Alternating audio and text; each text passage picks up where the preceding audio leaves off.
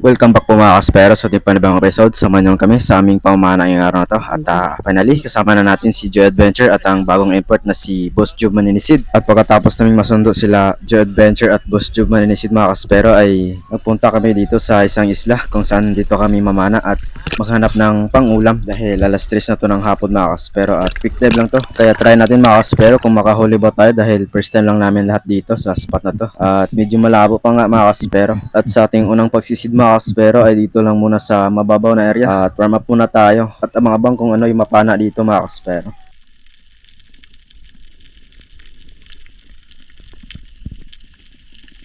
At sa oras ito mga kaspero ay may natanaw tayong mga ilak dyan sa unahan pero nag-alangan silang lumapit sa atin kaya inantay pa natin kung lalapit ba.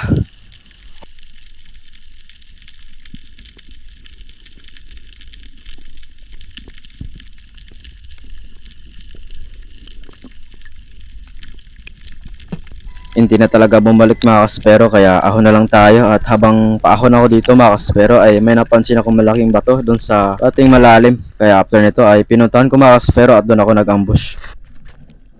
Panibang pagsisid mga kaspero at dito pinuntahan ko na yung malaking bato mga kaspero at nag-dive down ako. At habang pailalim ako mga kaspero ay natanaw ko na yung mga isda na ilak at andito lang pala sila mga kaspero kaya ambush tayo dito para papana ng isang piraso mga kaspero.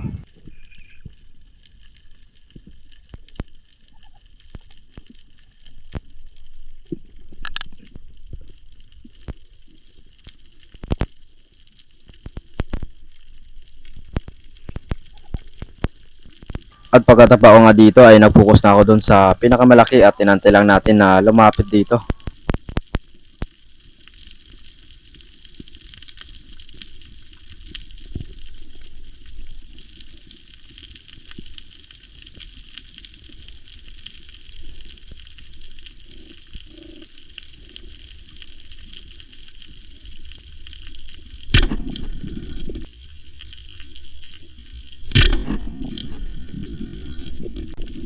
At ayun, sapol naman mga kaspero at ito yung naging kaunahan ng isda natin sa araw to na isang ilak or basi drummer.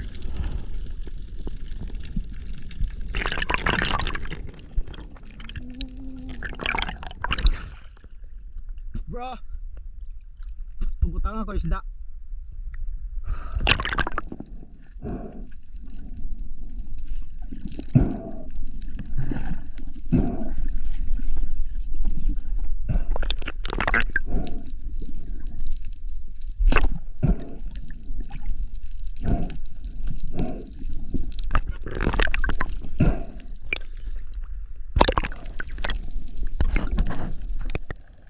Panibang pagsisid mga kaspero at after natin ma-secure yung ilak ay agaran ako nag-dive dito sa malaking bato ulit at nagbaka sakali na andito pa yung mga ilak at makapana ulit tayo.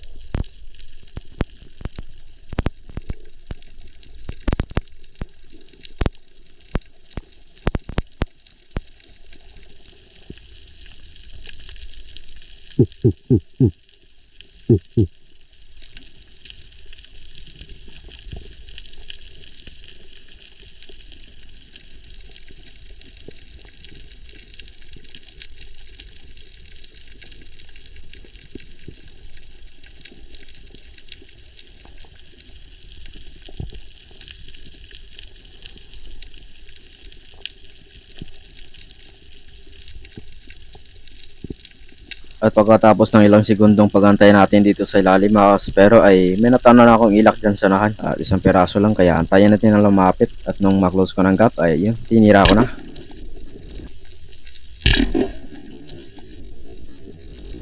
Sapol na naman mga kaspero at ito yung naging pangalawang huli natin sa araw na to na isang ilak.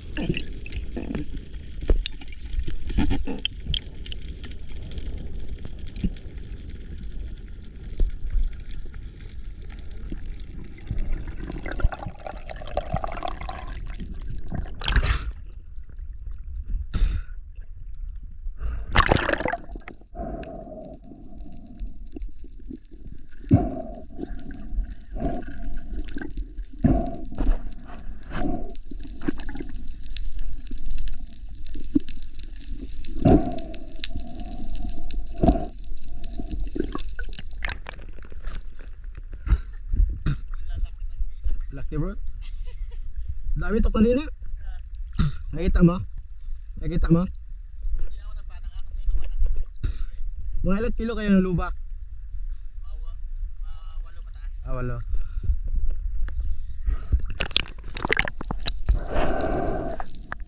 At sabi ni Boss Jug kanina mga kaspero ay nakakita daw siya ng malaking luba dito sa malaking bato. Kaya garang kong hiniram yung flashlight ni Joe Adventure at hanapin natin sa ilalim.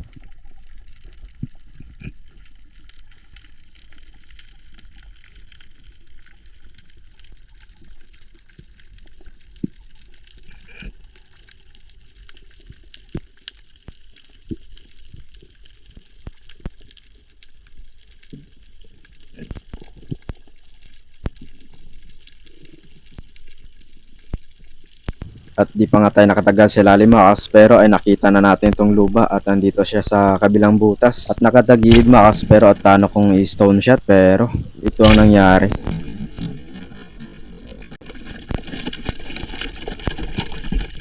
Hindi natin napuruhan mga kaspero at paghila ko sa line ay nag-stuck yung shop natin sa ilalim ng bato. Kaya mapalabang tayo dito mga kaspero.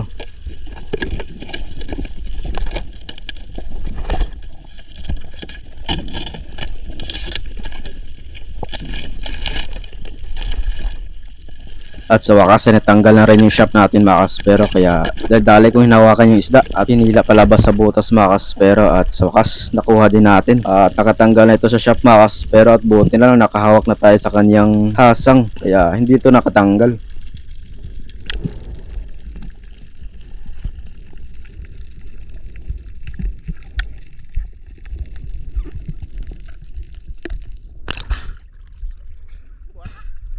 Nabili na yung spot. Yung flashlight niya na yun. Naka-open. Naka-open. Oh.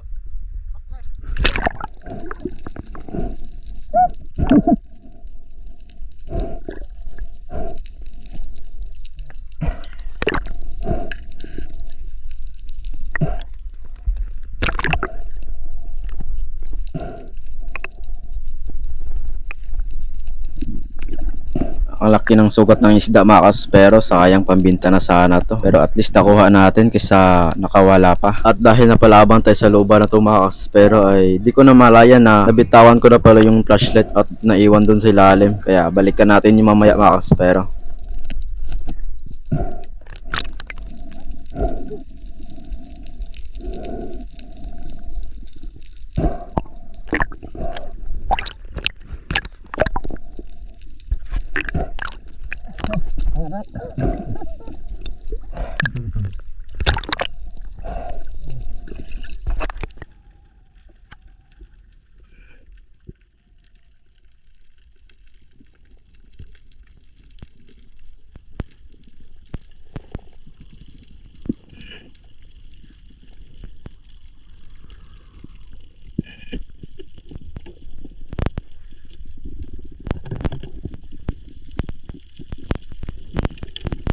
At pagkatapos kong makuha ang flashlight mga kaspero ay bumalik na ako sa bangka. Nang sa ganoon ay makapagpahinga na tayo dahil bukas ay maaga pa kami mamana mga kaspero.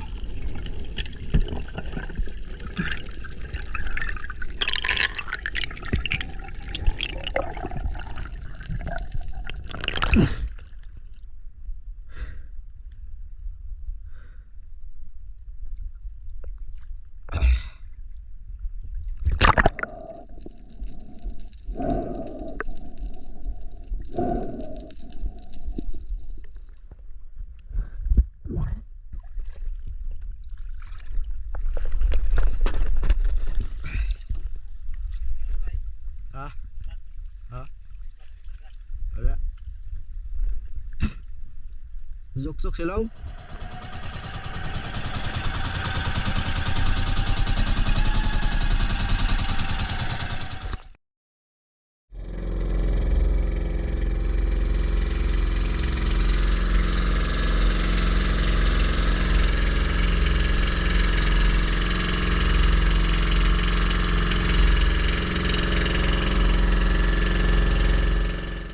Maaga kami nag-alis mga pero at 6 AM pa lang to ng umaga. At isang bahura tong papanaan namin ngayon. At sana makahuli tayo dito ng mga pelagic. At habang andito tayo sa bangka mga pero ay nakita ko na yung mga kawan na ang dami. Kaya gara na ako nag-prepare ng mga gamit ko mga pero nang sa ganun ay makapagsimula na tayo mamana. At first time pa rin namin lahat dito sa spot na to mga pero at after nito ay nilipat na naman kami ng panibawang bahura at doon kami mamana mga pero.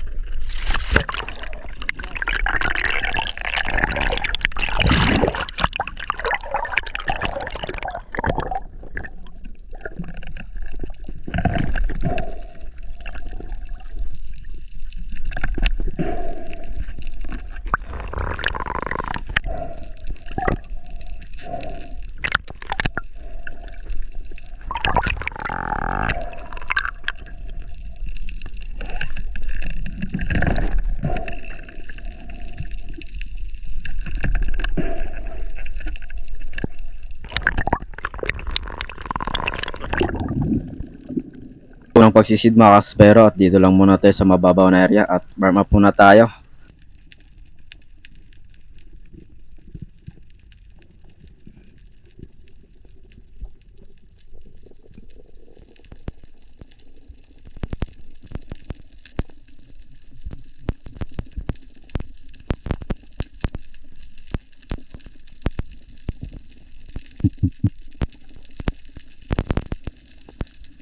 At pagkatapa ko nga dito mga pero ay pinagmasdan ko yung mga baitfish kung meron bang sign na may mga pelagic dito sa spot. At feeling ko naman mga pero ay may mga pelagic dito dahil medyo maagos ang spot na to at maraming mga baitfish.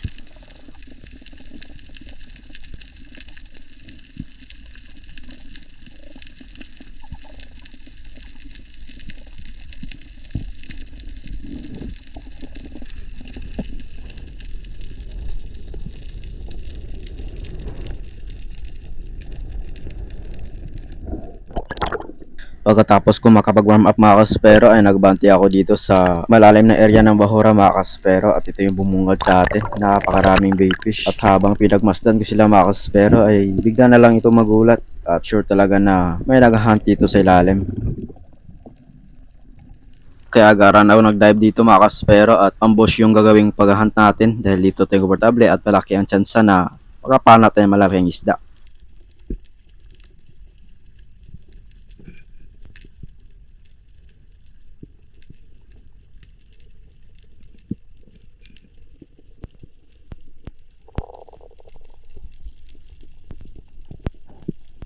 At pagkaabot natin sa lalim mga pero ay lumingin ako sa likod ko at may nakita tayong tatlong GT or mamsa mga pero at pinili ko yung mas malaki pero kung sa tingin ko ay same sizes lang silang lahat kaya antayin natin yung unang lalapit dito.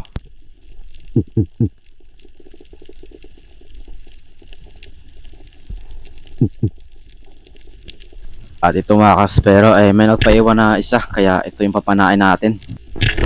At ayun sa pool mga pero at ganda na patama natin kaya secure ng isdang to at ito yung naging kauna-unahang isda natin sa araw na to na isang GT or mamsa.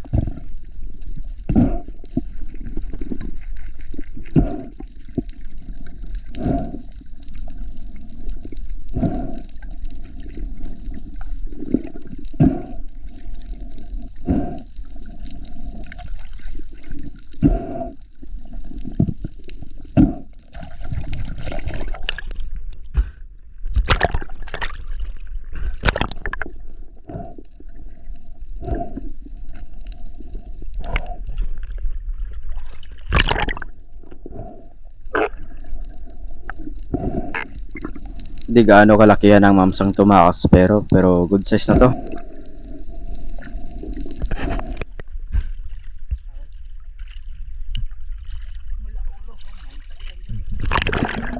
ibang pagsisid mga kaspero at dito nag-dive down ako dahil may nakita tayong tangigi at hinabol ko ito mga kaspero dahil medyo mailap at hindi natin naabutan, sayang.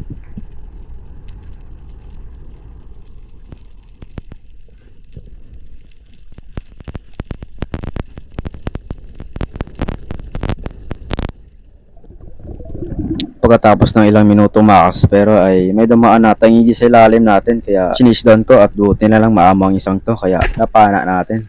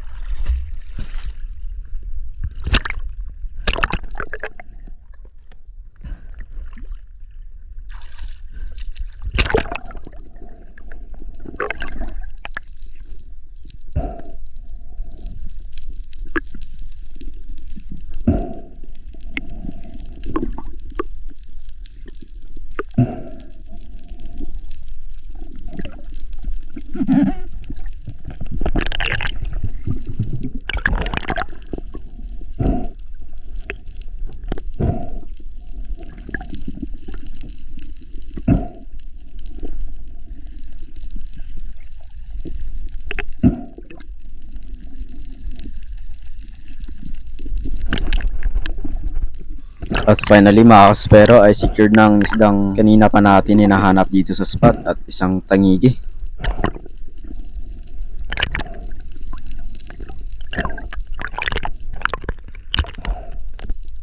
At napansin ko sa kanyang belly part mga kaspero ay may nakabao na isang kawil mga kaspero at medyo matagal na siguro to dahil kinakalawang na.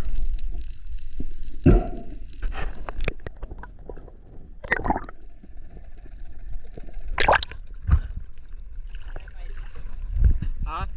Ha?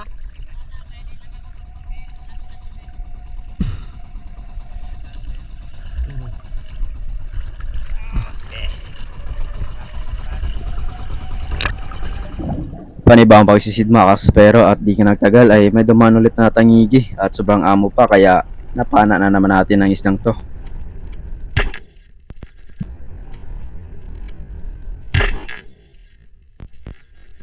Medyo long shot yung pagkatira mga kaspero pero nakatagos naman yung flapper natin kaya hayaan na natin yan dahil medyo may kalakihan ang isdang to mga kaspero.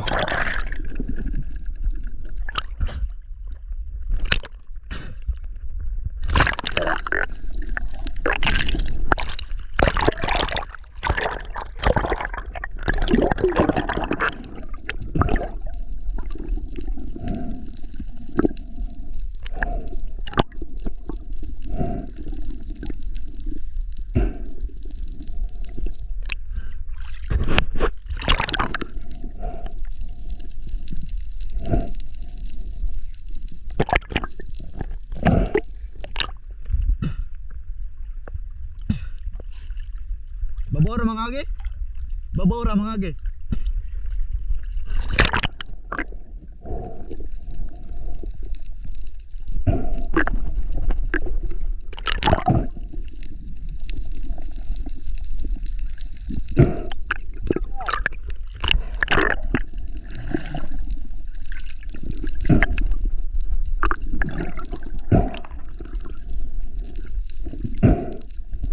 At secure na naman ang pangalawang King Mac natin sa araw to mga kaspero.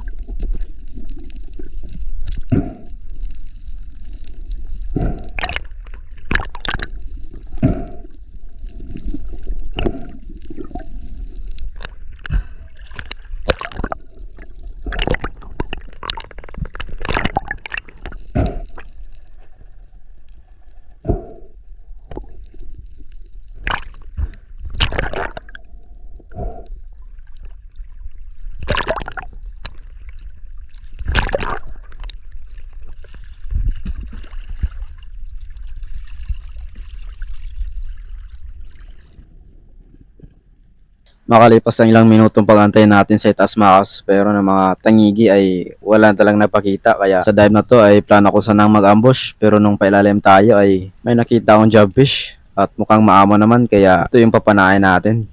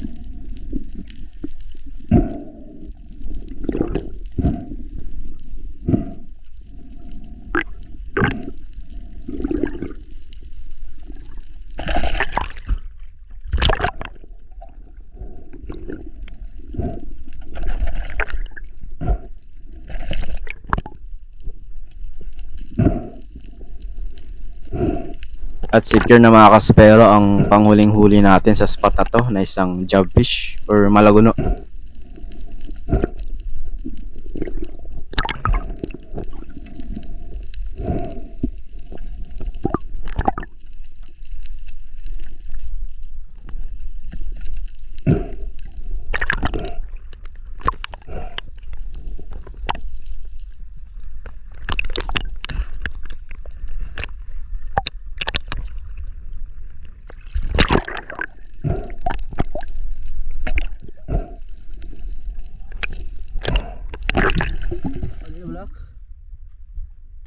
At paghahatid ko nga dito sa bangka yung isda mga kaspero ay andito na si Joe Adventure at nasira pala yung kanyang reel at ayaw na ito mag-lock at inaayos niya ito mga kaspero dahil marami pa kaming spot na pupuntahan at makapamana pa.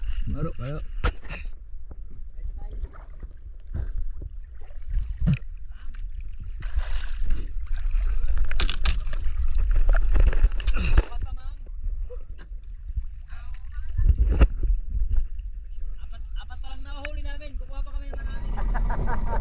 Oy, king mo ko no, king mo ko. King Mac bro. Ano eh? At sa aming pangalawang spot mga kaspero ay andito na kami at dito kami nakahuli ng mga maraming tangigi at mga talakitok at sila lang pala ni Joe Adventure YouTube channel, Silent Hunter Bugoy ang nakapana ng mga tangigi at ako ay yung mga talakitok lang at kahit na isang tangigi ay wala akong nakita mga kaspero. At dito sa ating unang pagsisid mga kaspero ay dito lang muna tayo sa mababaw na area at andito yung mga bait fish. Dito tayo mag-ambush dahil nagbakasakali pa rin tayo na makikita ng mga tangigi dito.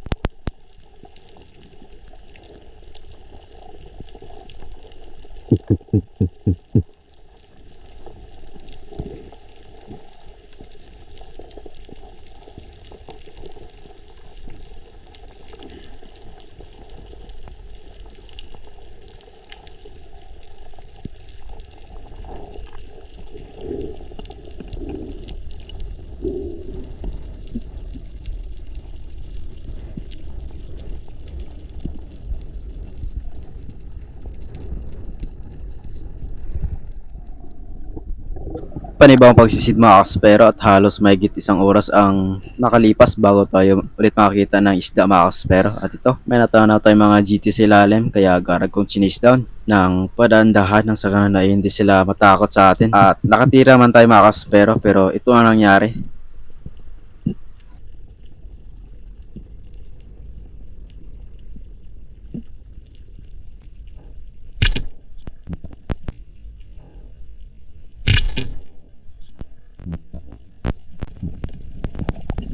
Maganda sana ng patama natin sa isda mga kaspero, pero may pag-long shot to kaya hindi nakatagos yung flopper sa kabilang side ng isda at ito nangyari. Nakatanggal sa shop mga kaspero at after nito ay hinanap ko yan pero hindi na talaga nakita mga kaspero. At isa lang ibig sabihin yan, hindi para sa atin ang isdang yun. Kaya after nito mga kaspero ay bumalik na ako sa bangka at lumipat kami ng panibagong spot pero wala kaming napana. Kaya after nun ay nagpahinga na kami dahil sa day 3 ng aming dayo mga kaspero.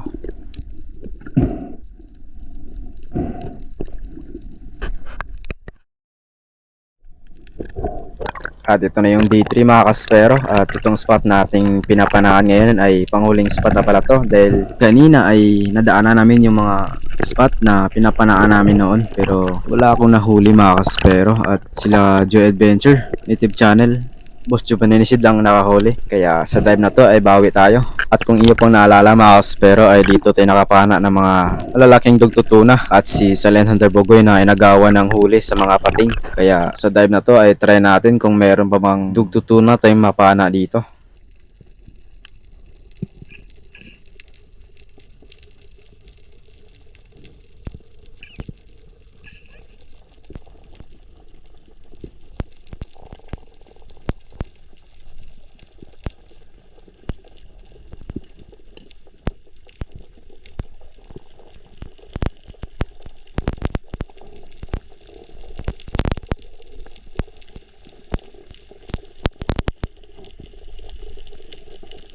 Napakalino ng visibility ng tubig dito sa spot natin ngayon mga kaspero at wala masyadong agos at buti na lang ay may nagpakita na malaguno sa unahan at ito may isang barakuda pa mga kaspero pero nahuli na tayo nung nakita natin siya at ando na sa malayo kaya ito na lang yung malaguno papanain natin.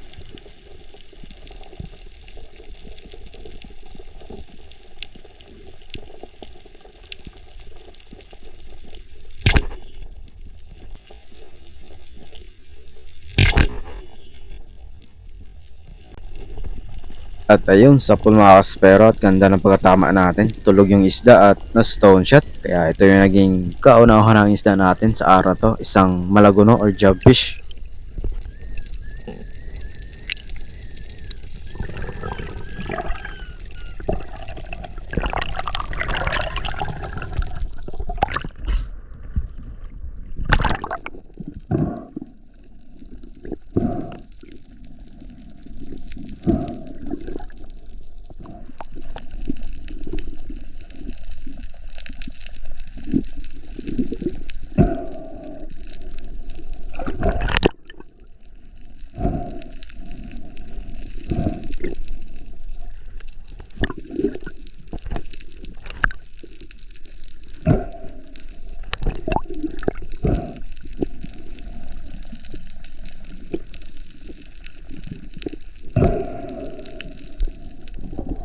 Panay bagong pagsisid mga kaspero at after ko ma-secure yung isda ay may dumaan ulit na malaguno at medyo malaki ito mga kaspero at chinis down ko pero habang hinahabol natin siya ay lumalayo din siya kaya wag natin pilitin mga kaspero.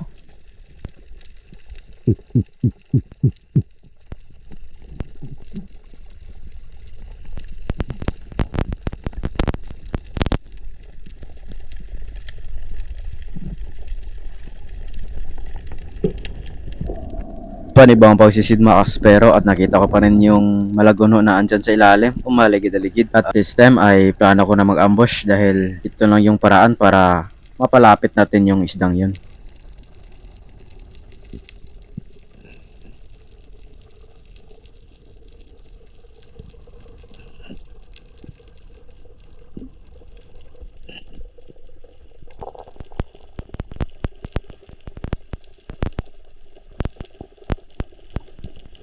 At pagkatapa ko nga dito mga kaspero ay lumingon ako sa right side ko at napansin ko na papalapit na sa atin ang malaguno at tingnan nyo naman mga kaspero kung gaano kaamo ang isdang to kapag i-ambush natin at nung ma-close ko na ang gap ay tinira ko na.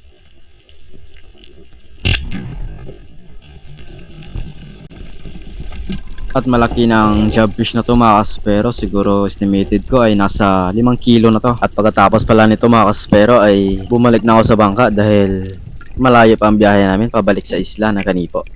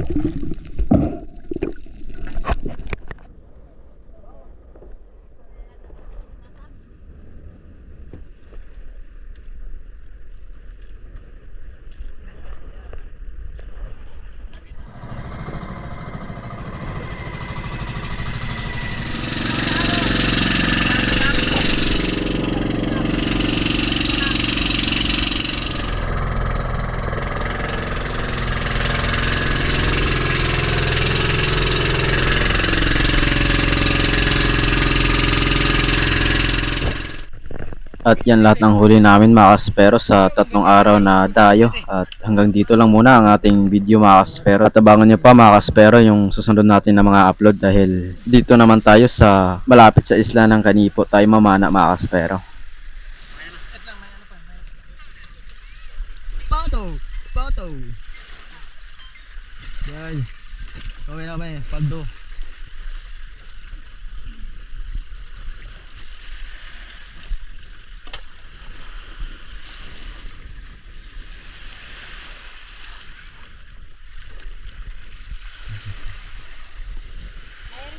Ano oy?